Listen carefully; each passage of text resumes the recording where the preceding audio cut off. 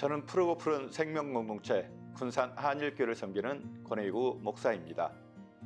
교회는 외딴 섬이 아니라 세상 속에 존재합니다. 세상에 살면서도 세상과 다른 존재가 되어야 합니다. 교회는 세상이 줄 수 없는 것을 줄 수 있어야 합니다.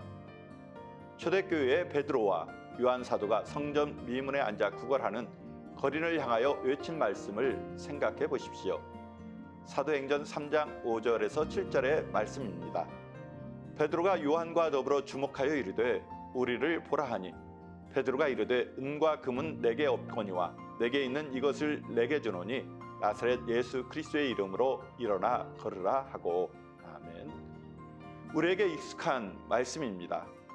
초대교회는 성령 충만함으로 날마다 모이기를 힘썼고 서로의 필요를 채워주므로 그들 가운데는 가난한 자가 없었습니다. 그 모습을 보고 세상은 교회를 칭송하였습니다. 하나님의 영이 임재한 지상의 천국이었습니다. 얼마나 은혜가 충만했을까요?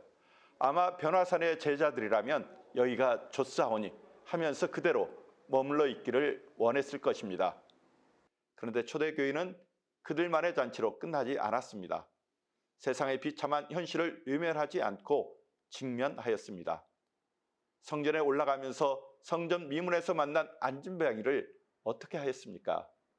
40년 동안 걷지 못하고 평생을 구걸하며 살아온 인생, 소망이 없는 인생입니다.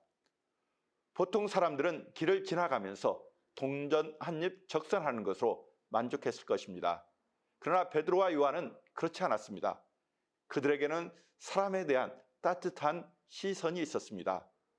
베드로는 그 사람을 주목하여 바라보았습니다. 애정을 가지고 눈여겨 바라보았다는 의미입니다. 그렇게 자세히 바라보니 비로소 거린을 향한 하나님의 마음을 깨닫게 됩니다. 은과 금을 주므로 하루 먹거리를 해결하는 것이 아니라 인생의 근본 문제를 해결하여 줍니다. 바로 나사렛 예수의 이름으로 걸으라 말씀을 외치면서 그의 손을 잡아 일으켜 세워주셨습니다. 그러자 그는 하나님의 능력으로 일어나 걸으며 하나님을 찬미하는 인생으로 변화되었습니다. 비결이 무엇입니까?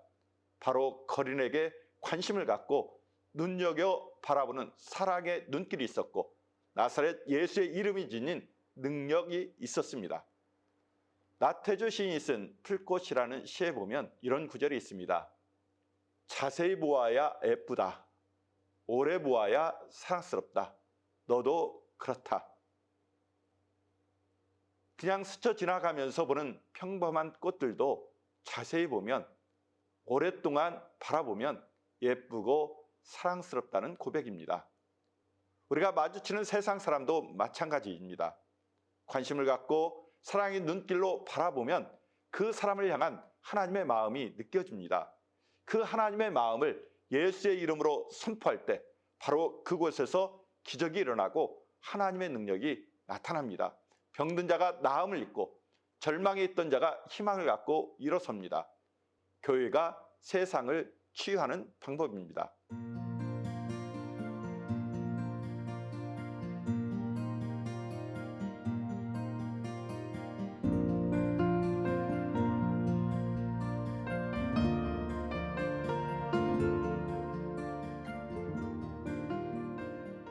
여러분, 분주한 발걸음을 잠깐 멈추고 주변을 둘러보십시오. 여러분의 가족을, 또 여러분의 직장 동료를, 그리고 여러분의 교회 식구들을 조금 더 오랫동안, 조금 더 자세하게 바라보십시오. 따스한 사랑의 눈길로 세상을 치유하며 위로하는 하나님의 사람이 되시기를 축복합니다. 아멘.